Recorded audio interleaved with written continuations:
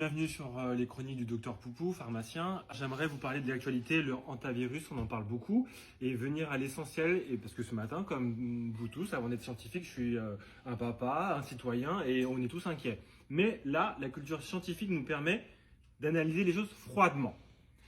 Les bandeaux des chaînes généralistes vous disent 5 cas à l'hôpital Bichat sous contrôle, 22 cas contacts. Quel est le problème? Sur ce bateau, il y avait une femme. Cette femme, elle avait le virus, son mari il était mort. Elle a débarqué dans une île de Sainte-Hélène. Et là, elle commençait à avoir plein de symptômes, on appelle ça des prodromes, fièvre et tout le bordel. Elle a pris l'avion vers Johannesburg, Afrique du Sud. Dans cet avion, le vol a duré 3 heures. Elle était au pic de sa virémie, elle a relargué du virus de partout dans l'avion pendant 3 heures. Partout dans l'avion.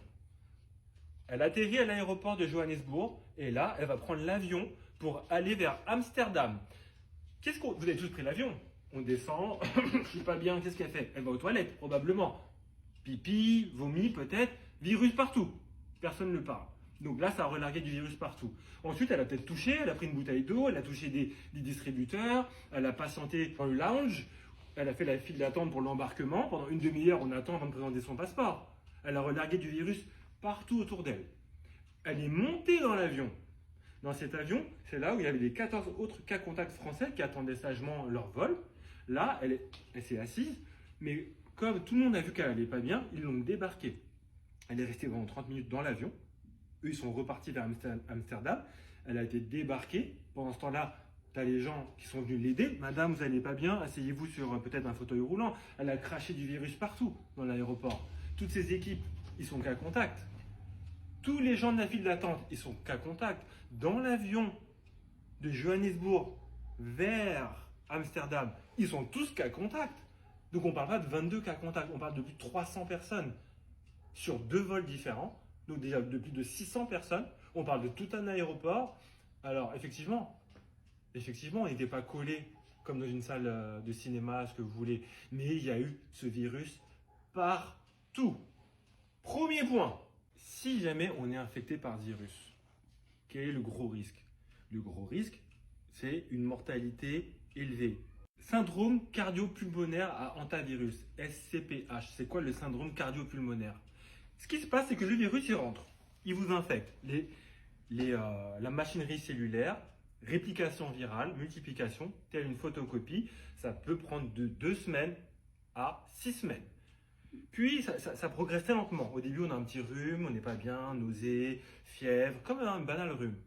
Sauf qu'à partir de là, quand ça s'emballe, tempête cytokinique. C'est-à-dire que les messagers de l'immunité, cytokine, interleukine 1, interleukine 6, cytokine pro-inflammatoire, le système immunitaire s'emballe. D'un coup, boum! Qu'est-ce qui se passe? Là, au niveau pulmonaire, on a des petits vaisseaux sanguins, des capillaires autour des poumons. À cause des messagers, tout d'un coup, ça s'emballe. Et là, tout le plasma du sang est relargué dans les poumons. C'est-à-dire que dans le sang, vous avez du plasma, c'est un peu comme de l'eau. Et là, l'eau, le plasma, file vers les poumons. Tout d'un coup, les poumons sont gorgés d'eau. Une noyade. Vous ne pouvez plus respirer. Qu'est-ce qui se passe? Vous vous noyez. Si dans le sang, il n'y a plus d'eau, le cœur va pomper à mort pour essayer de compenser la baisse du liquide. Arrêt cardiaque. D'où cardio-pulmonaire. Il n'y a pas de remède. Les antiviraux ne fonctionnent pas. Conclusion. Les chaînes généralistes, elles se focalisent sur ces 22 cas. Premier point, le virus est un virus enveloppé. Il a une couche lipidique. Ça veut dire que sur une surface, il ne dure pas longtemps. Si la patiente 0 a craché des virions sur la tablette, au bout de quelques heures, le virus meurt. En revanche, l'air expulsé était contaminé. En revanche, les gens dans la file d'attente, 1 mètre, 2 mètres autour d'elle, étaient contaminés. Ensuite, ces gens-là contaminés deviennent contaminants à leur tour. Sauf que le problème, c'est que ça va se déclarer que dans peut-être 6 semaines. Donc, au bout de 6 semaines, si on table sur le fait que ces cas contacts soient bien disciplinés et restent chez eux, tout va bien dans le meilleur des cas. Mais si on fait une analyse comportementale et basée sur la psychologie sociale, sur un groupe de 100 personnes, vous croyez que vous allez avoir 100 personnes qui vont obéir sagement aux règles? Et ils vont avoir peur d'une peine de prison, d'une amende de 3 000 euros? Déjà, j'ai vu une photo dans le bus à Tenerife où la personne avait fait tomber son masque FFP2 et prenait en photo tout le monde. On parle d'une nana qui était dans le bateau. Alors imaginez maintenant sur un groupe social ce qu'ils vont faire sur 6 semaines, se tenir à carreau. Bon, il est temps de conclure maintenant sur que pouvons-nous faire. On comprend bien que ça n'a rien à voir avec le Covid. Rien à voir. Là, on parle d'un virus qui est connu d'un point de vue virologique, d'un point de vue scientifique. Un virus grave et potentiellement mortel. Si vous croisez sa route, j'ai envie de dire, c'est pile ou face. Maintenant, le vrai problème, c'est qu'on va avoir affaire à une course contre la montre. Parce qu'on ne peut pas mettre en quarantaine tous les gens qui étaient là dans l'aéroport le jour où ils ont croisé la route de cette dame, etc., etc., etc.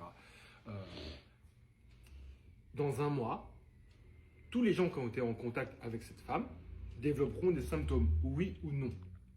Selon qu'ils développent des symptômes, ils iront probablement voir un médecin de famille, ou peut-être aux urgences. Aux urgences, on leur posera des questions. Avez-vous voyagé? Étiez-vous à tel aéroport? Et là, ça va remonter dans le service hospitalier vers peut-être que c'est un hantavirus PCR, etc., etc. Donc il y aura des mini-foyers. S'il y a foyer, ce seront des mini-foyers et ils seront tous sous cloche. Il y avait des passagers dans l'avion, italiens, américains, taïwanais, et on n'entend pas parler de tout ça parce que c'est géré localement, c'est géré à l'échelle du pays. Donc pour l'instant, si vous croyez qu'il n'y a que 20 cas, c'est faux. Chaque pays communique avec ses ressortissants. Mais le problème, il est mondial. Ce n'est pas une pandémie, mais c'est un problème mondial. Donc si ça pète, ça va péter à peu près partout. Maintenant, non, qu'est-ce qu'il faut faire? On va pas vivre dans la psychose. Ça sert à rien, c'est là. En revanche, moi, si je vais dans le métro, je vais mettre un FFP2.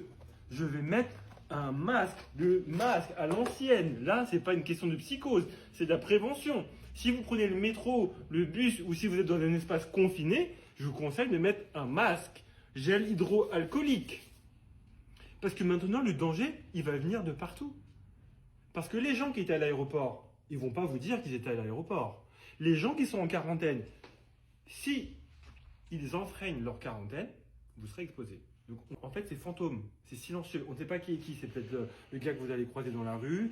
Donc, alors maintenant, dès qu'il y a un espace confiné, un masque, gel hydroalcoolique et priez. Priez. Moi, je vais préparer quand même une lettre